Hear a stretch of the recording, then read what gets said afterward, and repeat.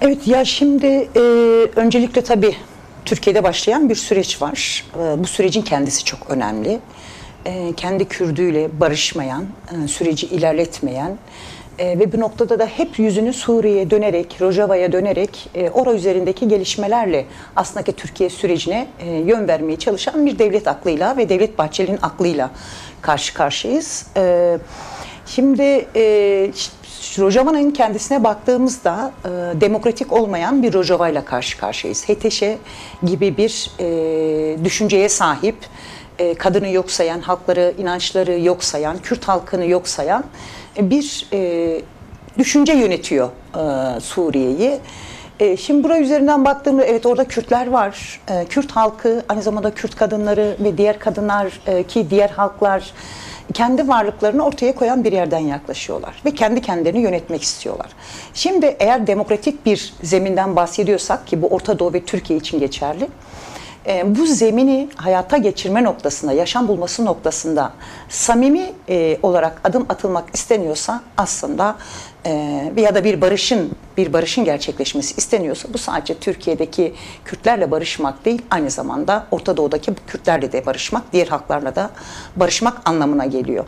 Ama Türkiye'deki barışı ya da demokratik olması gereken süreci hep Rojava'ya sıkıştıran, bura üzerinden buranın sürecini de etkileyen bir akılla karşı karşıyayız. Şimdi böyle bir açıklama yapması aslında başından beri şu vardı. Yani Kürt Özgürlük Hareketi ve Sayın Öcalan kendi örgütüyle 27 Şubat'ta yapmış olduğu açıklamayla bir bütünlüğü sağladığını, düşünce olarak sağladığını ve silahların bırakılacağını açıklaması yapıldı. Yani bu çok kıymetli, çok değerli, Türkiye'de bir daha savaşın olmayacağı anlamına gelecek bir açıklamaydı.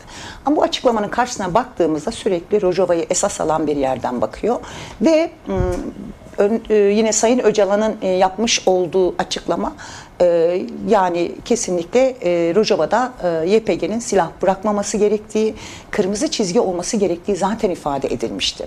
Bir de Suriye'ye baktığımızda ayrı bir ülkenin toprağı.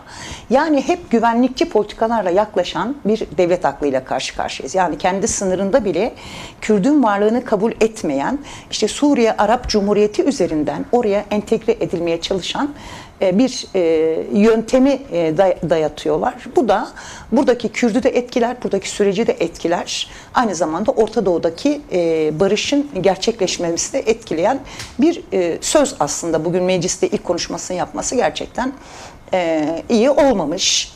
Türkiye tam da halkı barış atmosferini yakalamışken, düşünce olarak barışı sahiplenirken tamamen böyle güvenlikçi politika üzerinden Kürt halkını yok sayan bir yerden yaklaşması, böyle bir açıklama yapması doğru olmamış. Ya genel olarak kadınların sonuçta yaşamı her alanda ördüğünü gerçekten hem yaşıyoruz, görüyoruz hem de genel olarak 52 yıllık mücadeleye baktığımızda bu süre zarfında Kürt kadını ve aynı zamanda Türkiye'li aynı zamanda dünya kadınları yaşadıkları sorunlar belki içinde bulundukları koşullara göre farklı olabilir ama çeşitli sorunlar yaşıyorlar. Yani masa başında sorunların çözülmesi değil, hatta çözümsüzlüğü daha çok gerçekleşmiş oluyor.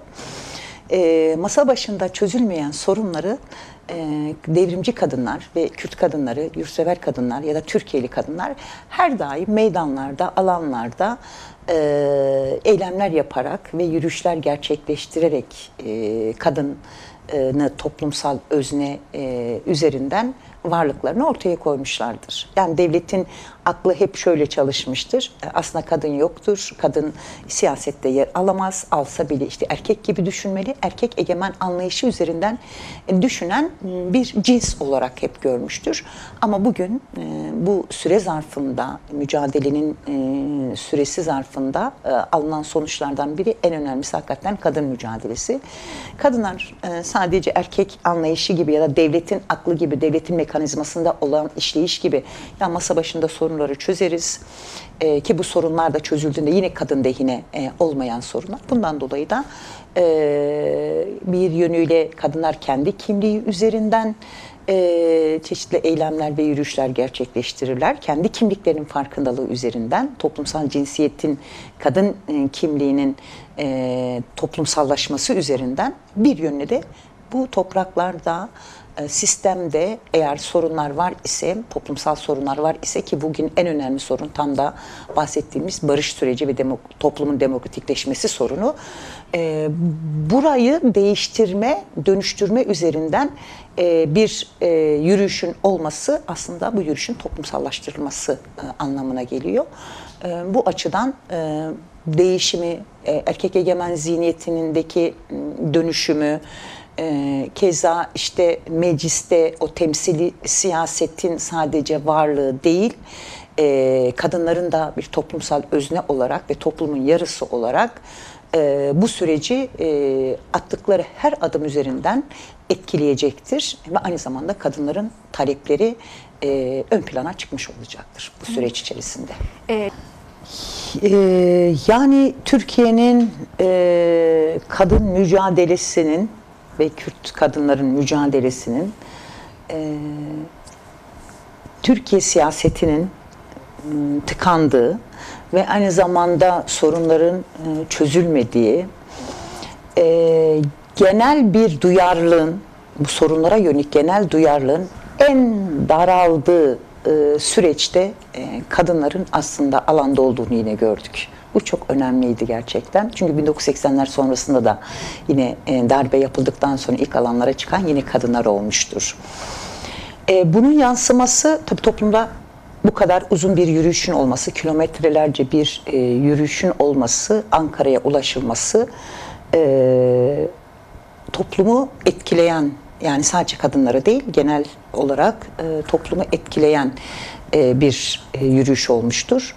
Çünkü hem gittikleri noktalarda, duraklarda mesajları vermeleri hem de kadınların inançla, umutla, ısrarla içinde bulundukları sistemin Kürt halkına, işte diğer halklara, aynı zamanda kadınlara yönelik bir işleminin kalmadığını aslında göstermiş oldu. Bu kadar derinlikle ekonomik kriz yaşanıyorsa, evet en fazla kadınlar yaşıyor bu krizi. İlk istihdam üzerinden baktığımızda işten çıkarılması gereken en ucuz işlere alınan kadınlar ama bu dönemde krizler yaşandığında yine kadınların işten çıkarılması söz konusu. Bir yönüne de sonuçta barışın inşası konusunda toplum nezdinde bu duyarlılığın arttırılması, bu fotoğrafların görüntülenmesi, sosyal medyada yayınlanması, belki her kanal bunu vermedi ama sosyal medyada yayınlanması toplumu ayrıca etkilemiştir. Kadınlardan ayrıca, bu kadın yürüyüşünden ayrıca güç almışlardır. Özellikle barışın toplumsallaştırılması konusunda önemli bir dinamik bir şey izlemiştir, yani topluma yansıması olmuştur. Evet, ya şimdi toplumu aslında %85'i %90'ı bu sonuçta bu barış sürecini kabul gören bir yerden yaklaşıyor. Ama devlete güven boyutuyla baktığımızda %25-%30'lara düşüyor. Şimdi arada ciddi bir fark var. Bu neye bağlı? Çünkü yani Kürt halkı zaten bu devletin politikaları, izlediği bugüne kadar politikalar üzerinden çok iyi biliyor. Kürt halkında bir güvensizlik var devlet. Bir de 2013-2015 pratiği var. Bir deneyim var. Bu deneyimin işte Kürt Özgürlük Hareketi ya da PKK tarafından ya da Sayın Öcalan tarafından masanın devrilmesi değil, tam da devleti yöneten ve devletin kendisi aslında iktidar tarafından bu masa devrildi. Şimdi bugün tekrar samimi, somut adımlar atılmadığı sürece hem Türkiye toplumu hem de Kürt halkı bu güvensizliği her geçen gün düşüyor. Somut adımların atılması gerekiyor. Ama dediğim gibi barışın toplumsallaşması üzerinden baktığımda tam da işte kadın yürüyüşüdür, çeşitli etkinliklerdir. Bu süreci aslında geliştiren bir süreçte olmuş oluyor. Ama bu güveni devletin tesis etmesi gerekiyor. Yani şöyle bir şey olamaz. Şimdi yürüyüşler gerçekleşiyorsa, bir halk kendini bir farklı bir kimlik üzerinden tanımlıyorsa, bu Kürtler, Aleviler ya da işte farklı kesimler, o keza Suriye'de Dürziler, Arap Alevileri kendini farklı farklı bir kimlik üzerinden tabii. Kimliği bu, hakikati bu yani. Şimdi bir hakikati yok etme üzerinden eğer politikalarda hala ısrar ediyorsanız valla karşıda bir gerçeklik var. Bu gerçekliği görerek hareket etme değil, bu devletin politikalarında ciddi bir aşınmayı zaten doğallığında beraber getirecektir.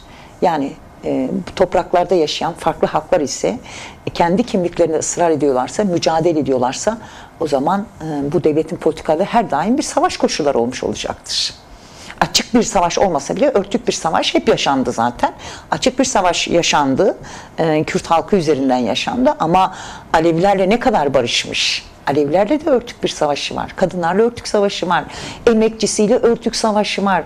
Şimdi doğasıyla örtük bir savaş var. Talan yok etme üzerine sonuçta inşa ediyor kendisi ya da iktidarı bu şekilde sürdüren bir devlet aklı var.